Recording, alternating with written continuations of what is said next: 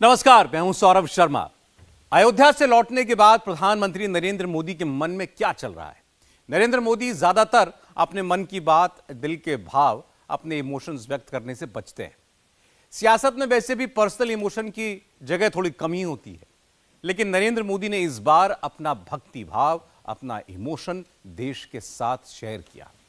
उन्होंने एक बहुत ही इमोशनल चिट्ठी देश की राष्ट्रपति द्रौपदी मुर्मू को लिखी है। उसमें शब्दशः लिखा है, मैं अयोध्या अपने मन में लेकर लौटा हूं। मोदी ने खुद लिखा, अयोध्या इस वक्त मेरे साथ ही चल रही है। अयोध्या कभी मुझसे दूर नहीं हो सकती। मैं तो एक तीर्थ यात्री की तरह चल रहा हूं। मोदी तीर्थ यात्रा करने अयोध्या गए थे, लेकिन अयोध्या से एक राम यात्रा पूरे देश में निकल चुकी है। यह राम यात्रा चुनाव यात्रा में तब्दील हो चुकी है। राम मंदिर के बाहर हजार नहीं, लाखों लोगों का सैलाब है, और यह सैलाब राम लहर लेकर आ रही है।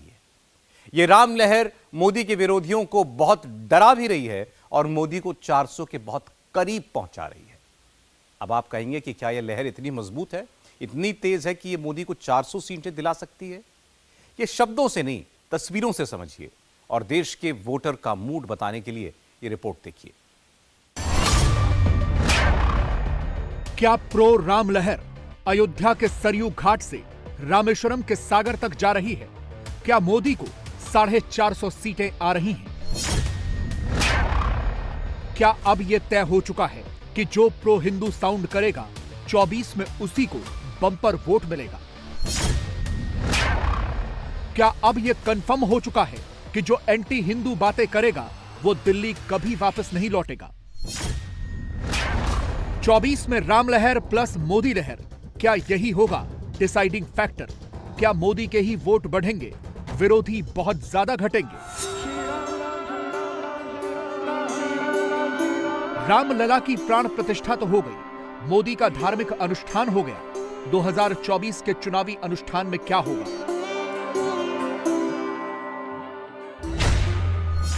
मोदी के लिए अयोध्या का राम मंदिर 24 के चुनाव में क्या वाकई में पॉलिटिकल गेम चेंजर है,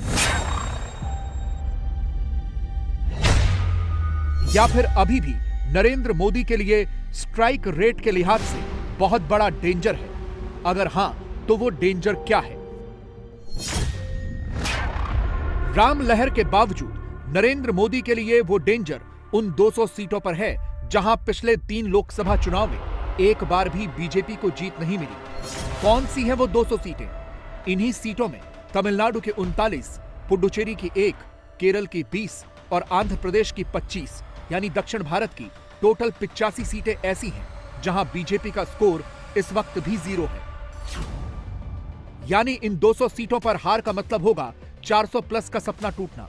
तो क्या सच में मोदी का 4 सेंचुरी वाला ख्वाब टूट रहा है, या राम लहर ने बड़ा असर दिखाया है? और क्या मोदी के फेवर में उत्तर से लेकर दक्षिण तक पासा पलट चुका है? फुल डेटा एनालिसिस के साथ आज इस मिस्ट्री को डिकोड करेंगे, और इस सियासी मिस्ट्री का जवाब अयोध्या से होकर ही गुजरता है। एक एक सीट की डिटेल आगे देंगे।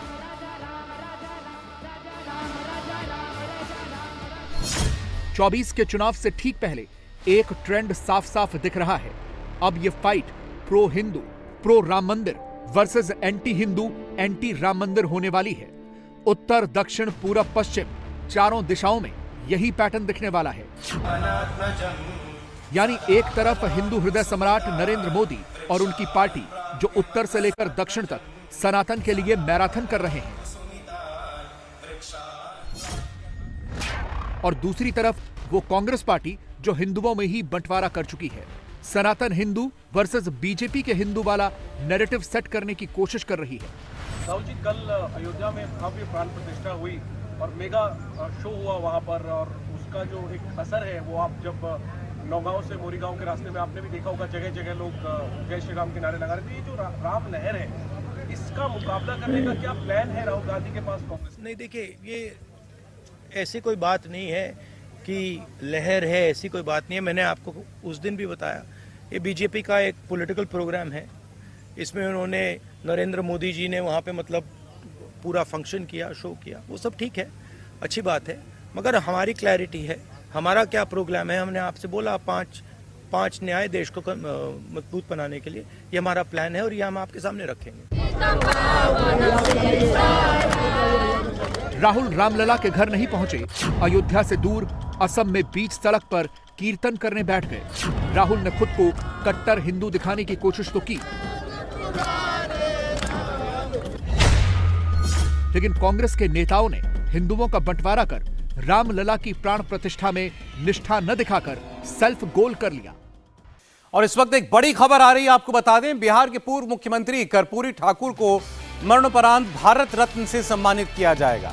जननायक के नाम से लोकप्रिय कर्पूरी ठाकुर 2 बार बिहार के मुख्यमंत्री रहे हैं, बड़े कद्दावर कद के नेता रहे हैं और अब मोदी सरकार ने ऐलान किया है कि कर्पूरी ठाकुर को भारत रत्न से नवाजा जाएगा। तो एक बार फिर आपको बता दें, बिहार के पूर्व मुख्यमंत्री जिन्होंने 2 बार बिहार के मुख्यमंत्री की कुर्सी संभाली, कर्पूरी ठाकुर को अब मरणोपरांत भारत रत्न से सम्मानित किया जाएगा।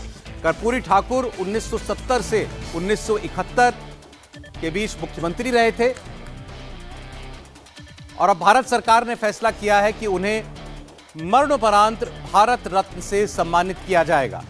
कर्पूरी ठाकुर 1970 से 71 और 1977 से 1979 तक मुख्यमंत्री रहे थे बिहार के, जिन्हें अब भारत रत्न मिलेगा। कल उनकी 100वीं जयंती भी है, जिसे बिहार की सरकार बड़े पैमाने पर मना रही है। उससे पहले केंद्र सरकार का यह ऐलान कि कर्पूरी ठाकुर को भारत रत्न से सम्मानित किया जाएगा।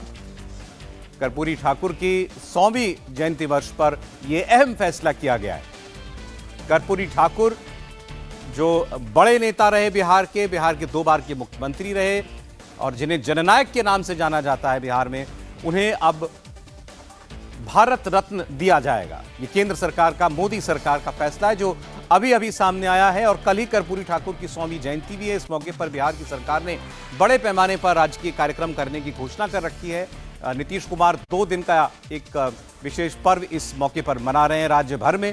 वो बड़ी रैली भी, बड़ी सभा भी करने जा रहे हैं और उससे पहले मोदी सरकार का ये फैसला आया है कि कर्पूरी ठाकुर को अब भारत रत्न से नवाजा जाएगा। हमारे पॉलिटिकल एडिटर देवेंद्र पराशर इस खबर पर आपको और जानकारी भी देंगे और इसके मायने भी बताएंगे। जी देवेंद्र।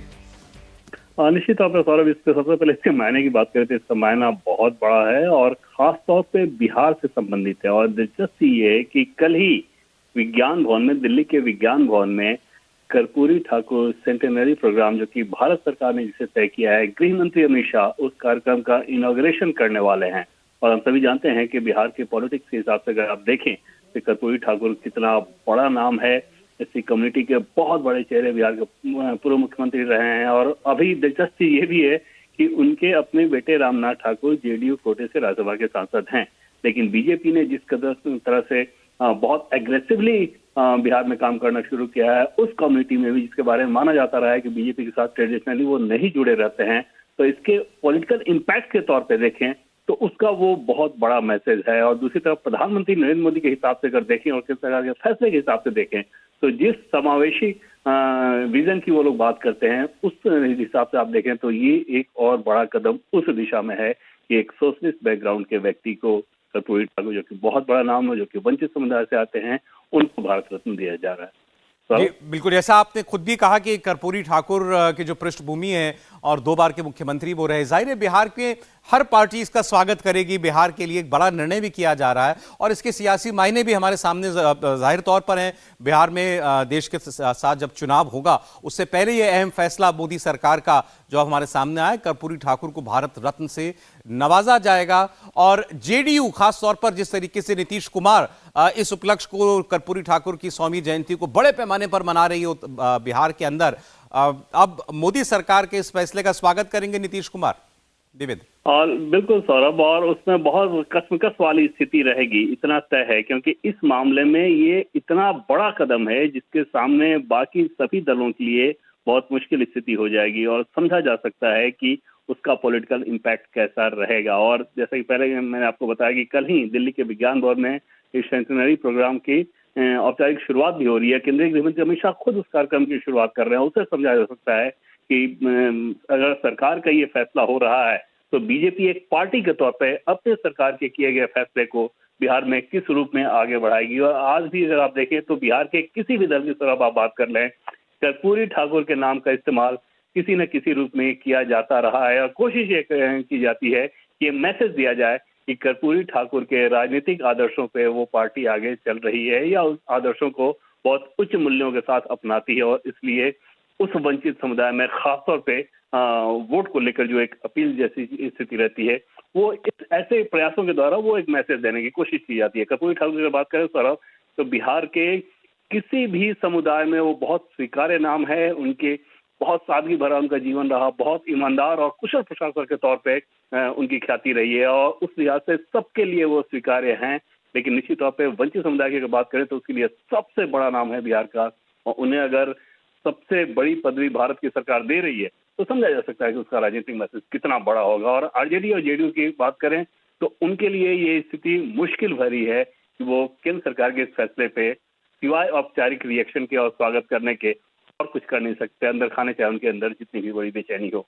कर्पूरी ठाकुर का, उनकी राजनीतिक जीवन का, उनके राजनीतिक मूल्यों का इस तरीके से सम्मान केंद्र सरकार की तरफ से किए जाना, आपको लगता है कि उन कयासों को और बल देगा, जिसमें बार बार ये बातें हो रही हैं कि नीतीश कुमार के मन में क्या चल रहा है? नीतीश कुमार का राज्यपाल से अभी मिलना हुआ, उसको लेकर के भी बहुत सारे कयासबाजियां हुई कि कहीं एक बार फिर से नीतीश कुमार एनडीए में तो नहीं आएंगे। और ये सुगबुगाहट तब से शुरू हुई थी देवेंद्र, आप तो खुद इस बारे में बताते रहे हैं, जब से उन्होंने अपने राष्ट्रीय अध्यक्ष पद पर परिवर्तन भी किया था और खुद उन्होंने वो कमान संभाली थी।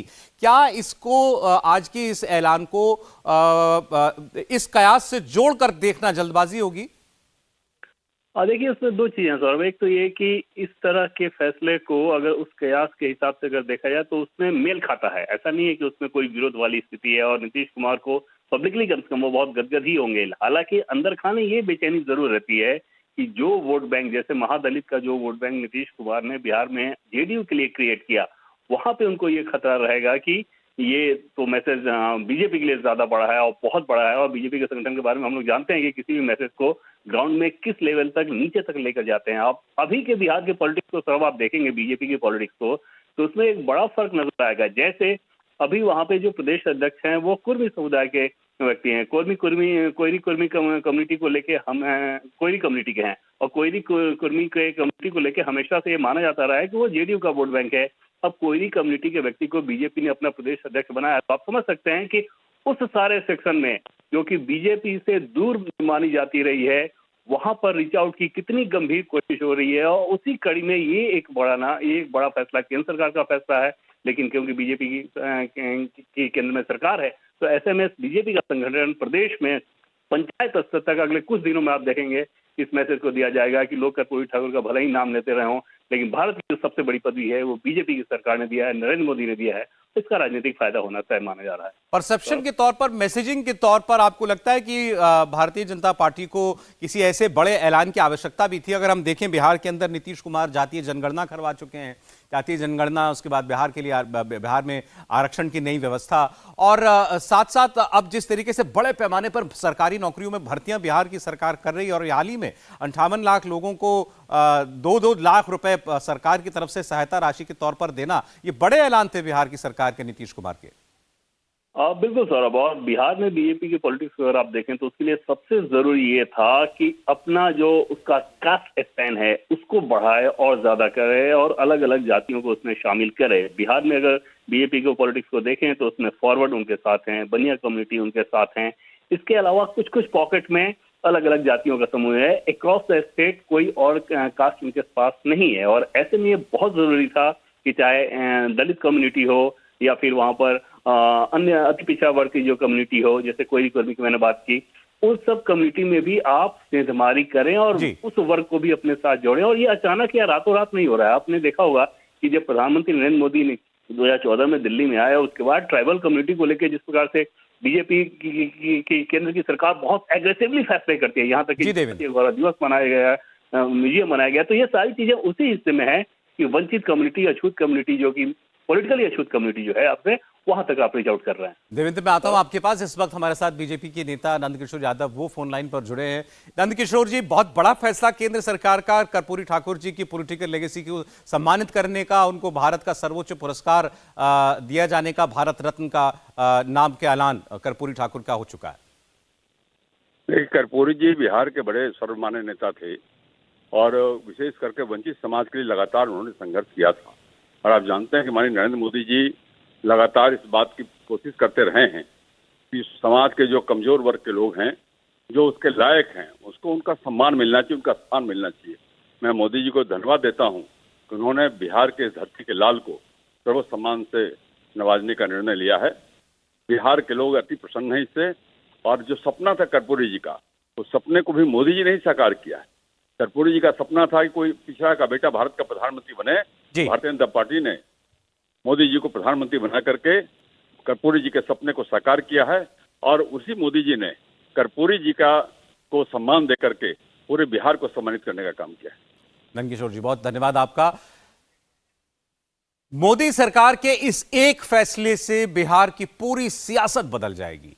इंडिया अलायंस पूरी तरह बैकफुट पर चला जाएगा और बिहार में 40 लोकसभा सीटें आती हैं। 40 सीटों का सवाल है, यानी उत्तर से लेकर दक्षिण तक, पूरब से लेकर पश्चिम तक। राम लहर तो चली रही है, अब मोदी लहर के साथ साथ कर्पूरी ठाकुर को भारत रत्न दिए जाने का फैसला भी बीजेपी के लिए गेम चेंजर साबित हो सकता है। इस एक फैसले से मोदी पिछड़े वर्ग को भी अपने पाले में करेंगे। राम लहर की बदौलत हिंदुओं को अपने साथ कर ही चुके हैं। विरोधी कुछ सोचें उससे पहले ही मोदी ने पूरा नैरेटिव बदल दिया है। जबकि इंडिया गठबंधन वाले अभी भी सनातन विरोधी बयान और हिंदू विरोधी बयान देने में ही व्यस्त है। इस देश में दो तरह के हिंदू हो गए, एक बीजेपी हिंदू और एक बाकी देश के सनातनी हिंदू है। बीजेपी हिंदू क्या है कि अगर हमको मंदिर जाना, जैसे शंकरदेव भगवान के मंदिर में जाने का जो प्रोग्राम था उसको रोक रहे हैं। अगर कल हम राहुल जी आते हैं जगन्नाथ मंदिर जाने के जो इच्छा प्रकट करते हैं, अगर कोई रोकेगा तो इसका क्या मतलब है? गुंडाई है ना। अगर हमको मंदिर में घुसने के लिए भी हमारा कौन सा धर्म है? तो देश में दो तरह के हिंदू है। दूसरी तरफ हिंदू जो है, जो भारत के 99% है, जो सब धर्म को सम्मान देते हैं। मंदिर दर्शन करने वाले जो पर्यटक हैं, जिनको मंदिर में के आयोजन में आमंत्रित किया गया था और उन्होंने इनकार किया, भगवान राम के लोकार्पण के समारोह, मंदिर के लोकार्पण का समारोह का निमंत्रण को इनकार किया। जनता, देश की जनता ऐसे लोगों को माफ नहीं करेगी। कांग्रेस की टॉप लीडरशिप ने अयोध्या जाने से इनकार किया। रामलला की प्राण प्रतिष्ठा को मोदी का पॉलिटिकल स्टंट बताया, मोदी का इवेंट बताया। मगर देख लीजिए कांग्रेस ने पोस्टर क्या लगाया। खड़गे की तस्वीर चिपकाई, राहुल की फोटो लगाई, कमलनाथ, दिग्विजय, राजीव गांधी, सबकी फोटो लगाई। और खबर क्या फैलाई? खबर फैलाई राजीव गांधी का सपना हुआ साकार, राम मंदिर ने लिया आकार। कांग्रेस की यह पूरी कवायद प्रो हिंदू दिखने की है, राम राम करके 24 में वोट बटोरने की है। सवाल है, जिस पार्टी ने राम के अस्तित्व पर सवाल उठाए वो आज राम मंदिर का क्रेडिट क्यों ले रही है? इसका जवाब बहुत सिंपल है। आज की तारीख में बीजेपी को छोड़कर कोई भी पार्टी भारत में प्रो मुस्लिम बनकर चुनाव तो जीत सकती है, लेकिन अगर वो एंटी हिंदू है तो किसी भी कीमत पर चुनाव नहीं जीत सकती।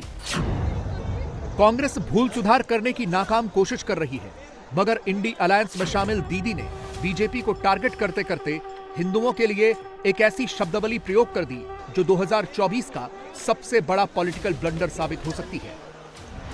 हमको जो मर्जी हो हम करेंगे। एक बात याद रखना, बीजेपी को मदद मत करो। बीजेपी का अगर तुम लोग मदद करोगे कोई, तो अल्लाह का कसम आप लोगों को कोई माफी नहीं करेगा। हम तो माफी नहीं करेंगे। हे लड़ाई में हम लड़ाई करेंगे, हम लड़ेंगे, हम लड़ेंगे नहीं। जो काफिर है, जो कापुरुष है, वो डरते हैं, वो मरते हैं। जो लड़ते हैं वो जिंदा रहते हैं, वो बचते हैं, वो काम करते हैं। सोचिए, जिस वक्त प्रधानमंत्री अयोध्या में यह कह रहे थे कि यह हमारे विजय का नहीं विनय का दिन है, उस वक्त ममता बनर्जी काफिर शब्द का प्रयोग कर रही थी। एक धर्म विशेष को खुश करके दूसरे के खिलाफ भड़काने वाली बातें कह रही थी। बीजेपी तो यही आरोप लगा रही है। 16 बार लड़ना, 10 बार मौत, 7 बार जलता रहा, 5 बार युद्ध, 4 बार खून, 3 बार हत्या, 3 बार आग जला देंगे, 2 बार देश के टुकड़े, दंगा फसाद, दुश्मन, लाश, बाबरी मस्जिद, एनआरसी, 1 बार कम्युनल दंगा, खून की बारिश और बंटवारा।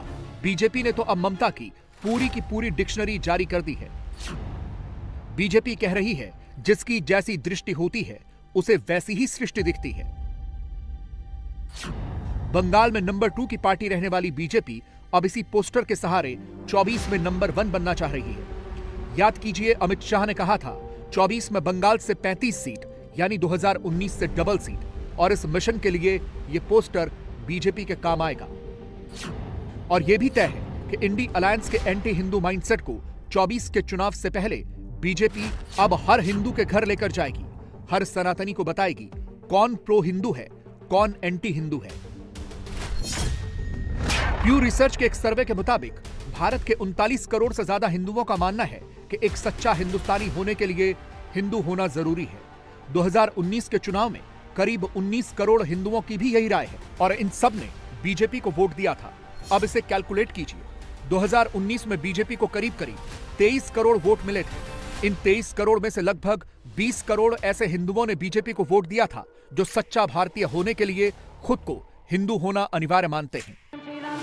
19 की बात हो गई, अब 24 की बात करते हैं, क्योंकि अब तो मोदी लहर के साथ साथ राम लहर भी है। ये राम लहर 24 को कैसे इंपैक्ट करेगी, इसे भी एक सर्वे से समझिए। मध्य भारत के 27% हिंदू खुद को प्रभु राम के करीब मानते हैं। उत्तर भारत के 20%, पूर्वी भारत के 15%, पश्चिमी भारत के 12% और दक्षिण भारत के 13% हिंदू अपने आप को प्रभु श्री राम के सबसे करीब पाते हैं। तो क्या ये सारे राम भक्त हिंदू 24 में मोदी के वोट की गारंटी हैं? जवाब है हां। प्यू रिसर्च के सर्वे का डेटा कहता है कि भारत के 64% हिंदुओं के लिए सच्चा भारतीय होने के लिए हिंदू होना जरूरी है। और अगर इस आंकड़े को रीजन वाइज देखें तो उत्तर भारत में 69%, मध्य भारत में 83%, पूर्वी भारत में 65%, पश्चिमी भारत में 61% और दक्षिण भारत में ऐसे 42% हिंदू हैं। नोट करने वाली बात यह है कि यह सर्वे 4 साल पहले किया गया था, मगर आज की तारीख में रामलला की प्राण प्रतिष्ठा के बाद नंबर्स और ज्यादा बढ़ेंगे। मोदी के हिंदू वोटर्स भी पहले से कहीं ज्यादा बढ़ेंगे।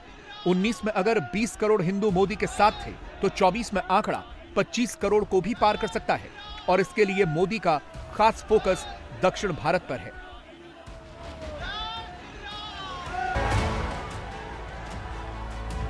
प्रधानमंत्री तो ये काम जनवरी के पहले हफ्ते से ही शुरू कर चुके हैं। राहुल को देश के कोने कोने में राम लहर भले न दिखे, मगर सच तो यह है कि इस वक्त राम लहर भी चल रही है और मोदी लहर भी अपने पीक पर है। प्रधानमंत्री कहते हैं यही समय है, सही समय है। उसका एक पॉलिटिकल मतलब यह भी है, यह मोदी का ही समय है और मोदी की पार्टी सही समय में सही स्थान पर है। वो स्थान है दक्षिण भारत।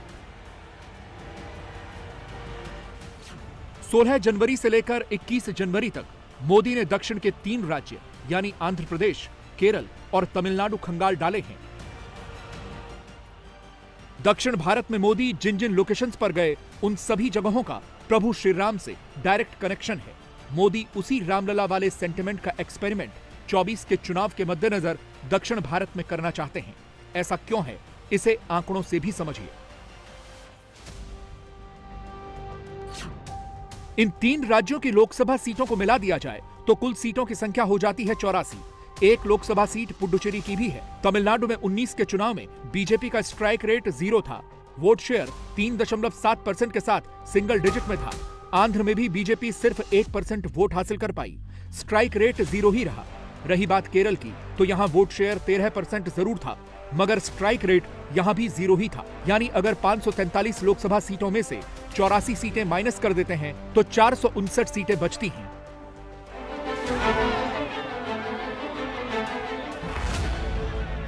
और मोदी को पता है कि अगर 2024 में भी साउथ के 3 बड़े राज्य 0 रह गए तो 400 प्लस का आंकड़ा पार करने के लिए बीजेपी को बाकी राज्यों से 90% के स्ट्राइक रेट के साथ जीतना होगा, जो करीब करीब नामुमकिन है।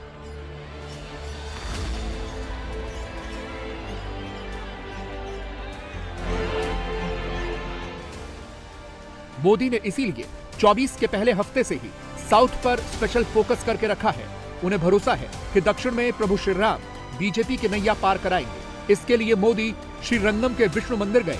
ऐसा करने वाले वो पहले प्रधानमंत्री थे। मोदी तमिलनाडु के रामेश्वरम गए, जहां कोई दूसरा पीएम नहीं गया। आंध्र से लेकर केरल तक मोदी ने यही पैटर्न फॉलो किया और ऐसा करके मोदी ने दक्षिण भारत के वोटर्स को क्लियर मैसेज दिया कि राम मंदिर सिर्फ उत्तर भारत के भक्तों के लिए नहीं है, राम दक्षिण के भी हैं, राम सबके हैं। और इसका इंपैक्ट 24 में दिख सकता है। बीजेपी का वोट शेयर बढ़ सकता है। इस बीच एक्सपर्ट्स ने एक और दिलचस्प ऑब्जर्वेशन दी है। उनके मुताबिक डीएमके चाहेगी कि दक्षिण में बीजेपी आगे बढ़े, क्योंकि उसे लगता है कि बीजेपी को जितने भी वोट मिलेंगे वो एआईएडीएमके वाले ही होंगे। इससे डीएमके की राह आसान हो जाएगी। मगर यहां डीएमके भूल करती दिख रही है, क्योंकि इसी तरह की भूल समाजवादियों ने नॉर्थ में की थी। उन्हें लगा कि उत्तर भारत में बीजेपी ग्रो करेगी तो कांग्रेस का वोट खा जाएगी और समाजवादी पार्टी चुनाव के वक्त बीजेपी को मैनेज कर लेंगे। लेकिन इतिहास बता रहा है कि वो मैनेज नहीं कर पाई। बीजेपी एक्सपैंड होती चली गई। इस वक्त साउथ में मोदी को लेकर जिस तरह का क्रेज दिख रहा है, जिस प्रकार की राम लहर दिख रही है, उससे तो ऐसा ही लग रहा है कि चमत्कार की पूरी संभावना है। मगर मोदी को ऐसा ही चमत्कार बाकी राज्यों में भी करना पड़ेगा।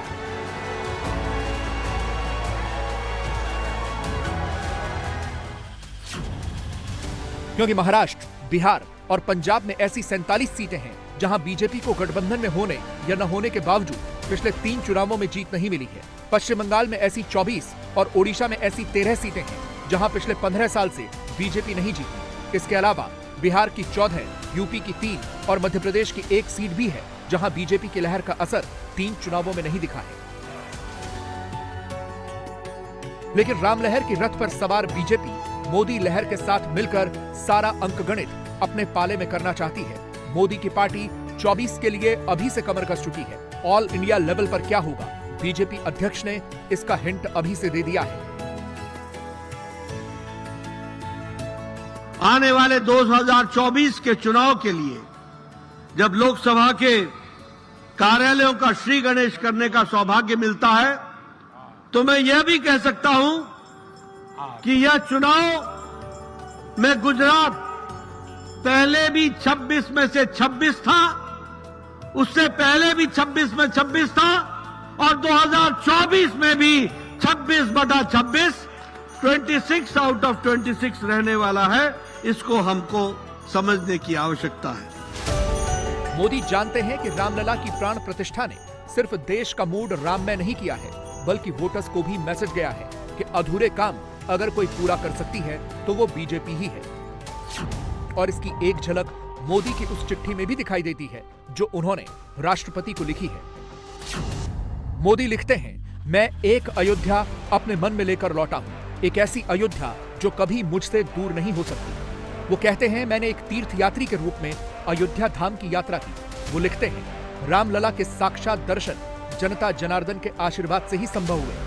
मोदी ने अपनी चिट्ठी में अति पिछड़ों की बात की है, गरीबों का जिक्र किया है, समाज के हर वर्ग को छुआ है।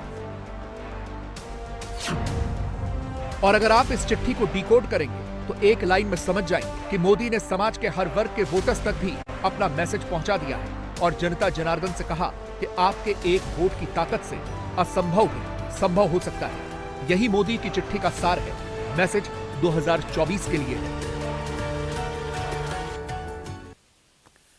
अब याद कीजिए मोहम्मद रफी का एक ऐसा गाना जिसे लिखा था साहिर लुधियानवी ने, और इस गाने के म्यूजिक कंपोजर थे नौशाद। बोल थे, मन तड़पत हरि दर्शन को आज। अयोध्या में जो आज भीड़ नजर आ रही है वो इसी तड़प के साथ मंदिर जा रही है। जब गाने की रिकॉर्डिंग हो रही थी तब रफी, नौशाद और साहिर लुधियानवी तीनों चप्पल उतार कर रिकॉर्डिंग के लिए जाया करते थे। आप सोचिए, 3 मुसलमान मिलकर ये गाना, ये भजन तैयार कर सकते हैं, तो क्या मंदिर के नाम पर मुसलमान मोदी को वोट नहीं कर सकते? ये हो सकता है। आज के हिंदुस्तान को देखकर तो ऐसा लगता है, आज के माहौल को देखकर ऐसा ही समझ में आ रहा है। कम से कम वो हाल तो नहीं है जो 90 के दशक में था। 24 का हाल उससे बहुत बेहतर है। 2024 के लिए मोदी का विनय से विजय का फॉर्मूला क्या है? क्या 2024 में मुसलमान भी मोदी की ही जय जय करेगा? क्या राम मंदिर से मोदी ने 80 और 20% को प्लस कर लिया है? क्या 80 और 20 को जोड़ने से 24 में 400 सीटें आ सकती हैं? आप कहेंगे ये कैसा मैथमेटिक्स है? भला ये कैसे पॉसिबल है? पहले आप कुछ वीडियोस देख लीजिए।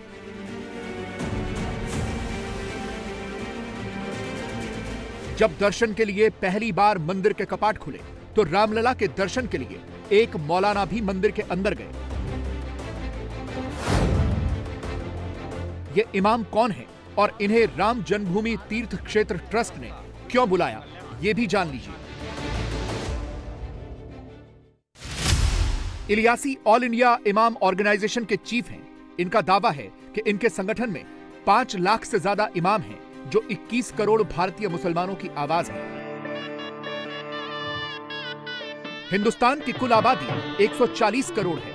इसमें हिंदू 80%, मुसलमान 14% और बाकी धर्मों को मानने वाले 6% हैं। मतलब 80% हिंदू और 20% बाकी सब। प्रधानमंत्री ने अयोध्या में भगवाधारियों के साथ साथ हर धर्म और हर पंथ के लोगों को बुलाया। इसके बाद राम मंदिर परिसर से प्रधानमंत्री ने जो मैसेज दिया उसे पूरे देश को सुनना और समझना चाहिए। वो भी एक समय था जब कुछ लोग कहते थे कि राम मंदिर बना तो आग लग जाएगी। ऐसे लोग भारत के सामाजिक भाव की पवित्रता को नहीं जान पाए। रामलला के इस मंदिर का निर्माण भारतीय समाज के शांति, धैर्य, आपसी सद्भाव और समन्वय का भी प्रतीक है। राम आग नहीं है, राम ऊर्जा है। राम विवाद नहीं, राम समाधान है। राम सिर्फ हमारे नहीं है, राम तो सबके हैं। राम वर्तमान नहीं, सिर्फ वर्तमान ही नहीं, राम अनंत काल है। हमारे लिए ये अवसर सिर्फ विजय का नहीं, विनय का भी है। मोदी ने प्राण प्रतिष्ठा को विजय नहीं बल्कि विनय का उत्सव बताया। मोदी ने राम की बात की, राष्ट्र की बात की, लेकिन मोदी ने हिंदू मुसलमान की कोई बात नहीं की। मोदी से पहले अयोध्या और राम मंदिर की बात करना मतलब सीधे सीधे मुस्लिम वोट को छिटकना। लेकिन मोदी ने इस नैरेटिव को ही बदल दिया। मोदी ने राम धाम से हर हिंदू को भी जोड़ा और माइक पकड़कर मुसलमानों से भी राम राम कर लिया। अगर एक लाइन में कहें तो मोदी ने राम मंदिर को राष्ट्रवाद का नया सिंबल बता दिया। सियासी तौर पर अगर अयोध्या के प्राण प्रतिष्ठा के मैसेज की बात करें तो इसके 2 क्लियर मैसेज हैं। पहला, राम मंदिर को ढाल बनाकर राजनीति करने वालों की दुकान पर ताला लगा दिया, और दूसरा ये कि अयोध्या में इमाम को बुलाकर मंदिर से मुसलमान नाराज वाले नैरेटिव की हवा निकाल दी। दुनिया का इतिहास मोदी ने जो कहा उसका रिजल्ट भी अब सामने आ रहा है। मुसलमान अब टूटना शुरू हो गया है। वो अब धीरे धीरे मोदी से जुड़ रहा है। रामलला की तस्वीर लगाकर प्राण प्रतिष्ठा की बधाई दे रहा है। मोदी का ये नया हिंदुत्व उस मुसलमान को भी पसंद आ रहा है जो अयोध्या के राम मंदिर को देश का नया गौरव मान रहा है। हमारी इबादत करने के तरीके अलग जरूर हो सकते हैं, पूजा पद्धति जरूर अलग हो सकती है, हमारी आस्थाएं जरूर अलग हो सकती हैं, लेकिन हमारा जो सबसे बड़ा धर्म है वो इंसान और इंसानियत का है। आओ हम सब मिलकर इंसानियत को बरकरार रखें। दूसरा, हम सब भारतीय हैं, भारत में रहते हैं, तो हम सबको चाहिए कि हम अपने भारत को मजबूत करें। हमारे लिए राष्ट्र सर्वोपरि है। दूसरी बात यह है कि आज का जो पैगाम है, आज का जो संदेश है, वो नफरतों को ख़त्म करने के लिए है कि बहुत रंजिशें हो गई, बहुत दुश्मनी हुई, बहुत लोग मारे गए, बहुत राजनीति हुई। अब हम सबको मिलकर एक होकर भारत को मजबूत करना है। मुस्लिम राष्ट्रीय मंच के सर्वे के मुताबिक 74% मुस्लिम अयोध्या में राम मंदिर के निर्माण से खुश हैं। 70% मुसलमानों को मोदी पर भरोसा है। 72% मुसलमानों ने माना कि विपक्ष के पास कोई मुद्दा नहीं है और 70% मुसलमान इस बात से भी सहमत हैं कि भारत दुनिया में एक विश्व शक्ति बनकर उभर रहा है। क्या इंडी अलायंस ने जिस 20% वोट के लिए राम मंदिर का न्योता ठुकराया, क्या वो वोट भी धीरे धीरे मोदी की ओर शिफ्ट हो रहा है?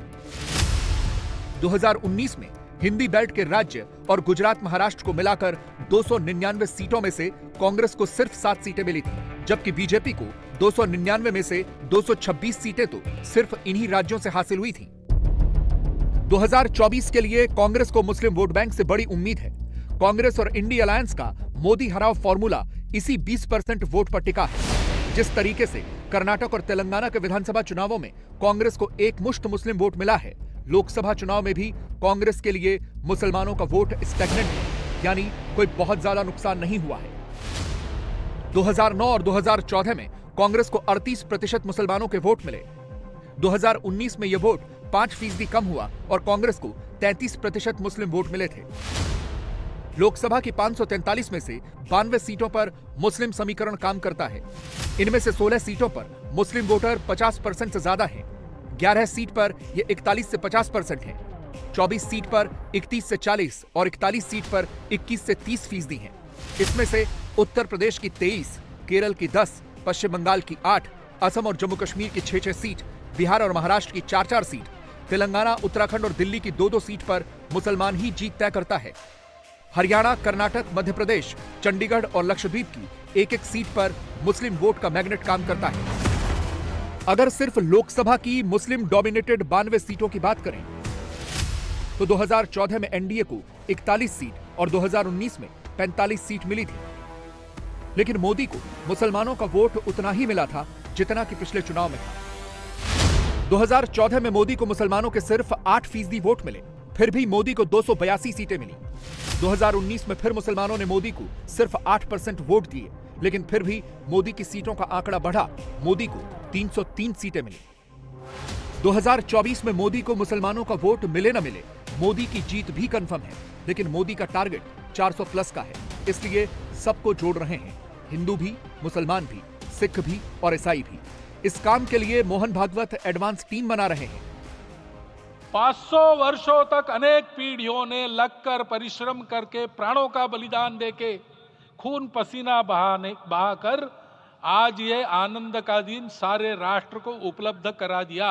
परंतु उनका ये व्रत हमको आगे लेके जाना है। जिस धर्म स्थापना विश्व में करने के लिए राम का अवतार हुआ था, उस धर्म स्थापना को अनुकूल स्थिति अपने आचरण में अपने देश में उत्पन्न करना, यह अपना कर्तव्य बनता है। रामलला आए हैं हमारे मन को आह्लादित करने के लिए, उत्साही करने के लिए, प्रेरणा देने के लिए, साथ साथ इस कर्तव्य की याद दिलाकर उसमें कृति प्रवण करने के लिए आए हैं। उनका आदेश सर पे लेके हम यहाँ से जाए। अभी इसी क्षण से इस व्रत का पालन हम करेंगे तो मंदिर निर्माण पूरे होते होते विश्व गुरु भारत का निर्माण भी पूरा हो जाएगा। मोदी के विरोधी पूछते हैं कि मोदी ने मुसलमानों को दिया क्या? बीजेपी जब मुस्लिम मोहल्ले में वोट मांगने जाएगी तो भाईजान को पूरा हिसाब समझाएगी। पीएम जनधन योजना के कुल लाभार्थियों में 42% मुसलमान हैं, मतलब अनुपात के हिसाब से देखें तो हिंदुओं से ज्यादा। स्किल इंडिया प्रोग्राम के लाभार्थियों में 22.7% मुस्लिम कम्युनिटी के लोग हैं, मतलब जनसंख्या में हिस्सेदारी से ज्यादा। प्रधानमंत्री रोजगार सृजन कार्यक्रम में मुसलमानों की भागीदारी 70% बढ़ी है। मुस्लिम बच्चों के स्कूल जाने का नंबर 70% से 74% हो गया है। अगर नेशनल स्कॉलरशिप पोर्टल की बात करें तो 2021 तक 13 लाख मुस्लिम छात्रों को इसका फायदा मिला, जबकि 14 में यह आंकड़ा 3.5 लाख था। ये आंकड़े बताते हैं कि मुसलमान अगर काम देखेंगे तो मोदी ने किया है, अगर सिर्फ राम राम देखेंगे तो मोदी की पूरी बात सुन ले। राम मंदिर के प्रांगण से दिया प्रधानमंत्री का संबोधन डिकोड कर ले, उससे आगे कुछ कहने को नहीं है।